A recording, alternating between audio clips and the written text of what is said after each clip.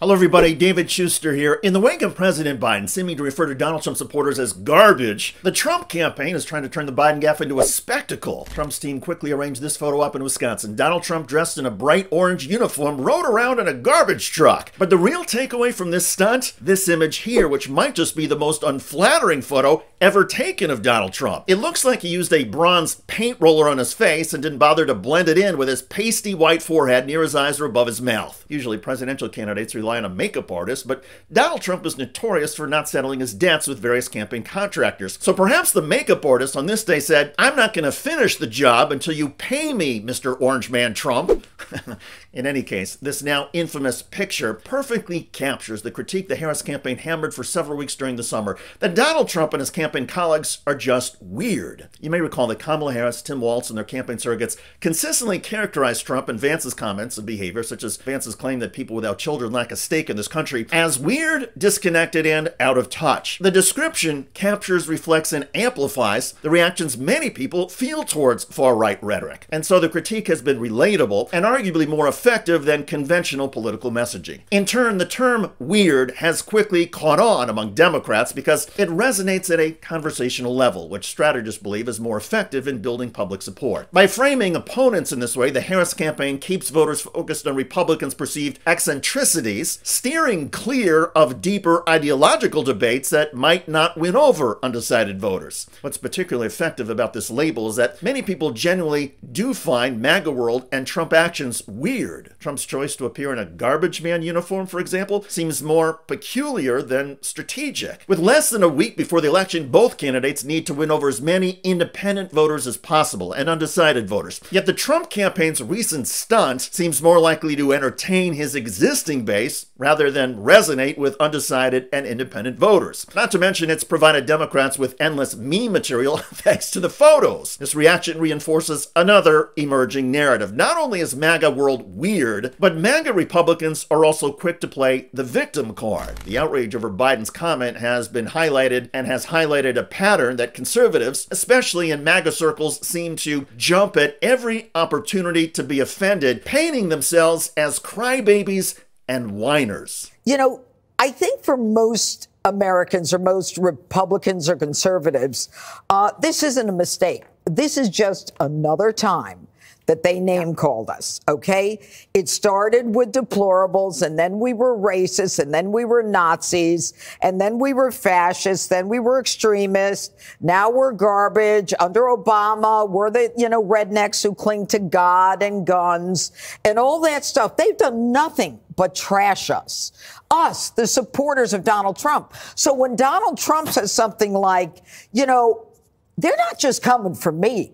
They're coming for you. This makes it eminently clear that after they get him, they're coming for us, because that's how little they think of us. The irony, and there are many every time Jeanine Pirro speaks, is that Donald Trump and his supporters have a reputation for making offensive jokes or pushing hateful rhetoric themselves towards people they disagree with. The MAGA minions pride themselves on being tough, politically incorrect, and blunt. However, the moment Trump Republicans are on the receiving end, even if it's a light jab, they shift into victim mode, and this pattern has become a defining feature of the movement's rhetoric. They can dish it out, but they cannot take it. This hypocrisy reflects a contradiction in the MAGA mindset. On one hand, the Trumpsters mock and disparage others unapologetically, often labeling their opponents as delicate snowflakes who can't handle criticism. But on the other hand, MAGA folks react with exaggerated outrage at even the slightest perceived insult. Biden's garbage comment, despite being relatively mild, has sparked an avalanche of backlash from conservative media and social platforms portraying Joe Biden as cruel or disrespectful to real Americans. This double standard, the idea that the MAGA faithful can attack freely but cannot tolerate the smallest in return, has become a common critique of the movement, exposing a sensitive underbelly beneath their tough exterior. Also, many analysts have pointed out that it's not just that conservatives appear to act as snowflakes, but rather they are also fearful of everything, and fear drives so much of the MAGA rhetoric and the one-liners. Headed to Chicago, where you know what they say, come for the food and stay because you got shot.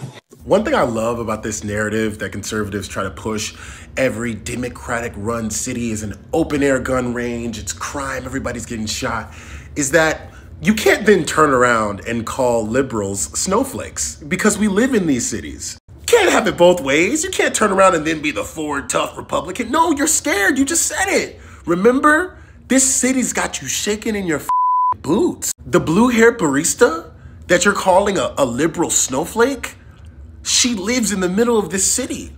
She walks her dog in the city. She takes the train at night. The train that got you shaking in your boots. We're tougher than you. How are we the snowflakes when we live places that you won't even go? Who's the bitch now? At the end of the day, a significant element of right-wing politics and movements is rooted in a pervasive sense of fear. Many conservatives tend to exhibit a heightened apprehension about various issues. Fear of losing cultural identity, fear of economic instability, fear of immigration, and fear of social change. This anxiety often fuels a reactionary mindset, leading to narratives that portray the world as a threatening place. In MAGA circles, for instance, adversaries are frequently depicted as existential threats to the nation's values or way of life. Rather than engaging in constructive dialogue, many conservatives retreat into a defensive posture, cultivating hostility towards those they perceive as others. This fear can create a divisive environment that stifles growth and understanding, limiting the potential for healthy discourse. Moreover, the tendency to play the victim card is closely linked to this fear. By portraying themselves as under siege, conservatives can rally support and justify their aggressive tactics. The strategy makes supporters feel that they are defending their way of life against an encroaching danger rather than participating in a meaningful political conversation. Ultimately, this fear-driven approach undermines the potential for a more inclusive and progressive society. Many conservatives find themselves mired in a cycle of anxiety and defensiveness where fear overshadows hope and unity. Instead of looking forward with optimism, right-wing politics often clings to a narrative of vulnerability that perpetuates division rather than focusing on collaboration and understanding. This fear can lead conservatives to embrace authoritarian figures who promise stability, safety, and control. In an uncertain world, in times of anxiety, many people are drawn to leaders who project strength and decisiveness, even if that means sacrificing democratic principles or civil liberties. Authoritarian figures often capitalize on these fears, presenting themselves as a solution to perceived threats and positioning themselves as protectors of a threatened way of life. This dynamic creates a dangerous cycle where the desire for safety and security can overshadow the values of freedom and open dialogue, further entrenching a political landscape that favors authoritarianism over democracy. One final example. The Trump MAGA fear about immigrants overrunning America and causing violent mayhem. The reality is that the number of undocumented migrants crossing the border each month now is lower than it was at the end of the Trump administration. Also, cities and towns with large migrant communities in the United States have lower crime rates than cities with smaller percentages of migrants. And overall violent crime in the United States, according to the FBI, has dropped to the lowest level in 50 years. But these facts are inconvenient to a MAGA movement and to Donald Trump. So Trump creates his own frightening narrative, scaring the crap out of many Americans who are not doing their own homework and setting up an opportunity for Trump himself to be the savior for people who are fearful. And Trump gets to amplify his claims and talking points across conservative media. And nothing gets viewers to engage with the media as much as fear. If you believe that a newspaper or television channel understands your fear and is giving you answers or helping you solve the alleged problem, perhaps through a political leader, you're going to feel more connected to that media platform. Your connection creates a larger community where you feel safe and feel understood. And you keep going back to that media platform for more validation of your feelings, even if the fear is based on nonsense and a bizarro fantasy world. But that is what Donald Trump, MAGA, and conservative media have created. And their insecurities become exposed when their fears or claims are insulted or mocked, or even when a bad makeup job reveals the truth. In MAGA world, and with Donald Trump, it's all just a phony, sloppy, although sometimes scary show. I'm David Shuster. Thanks for joining us.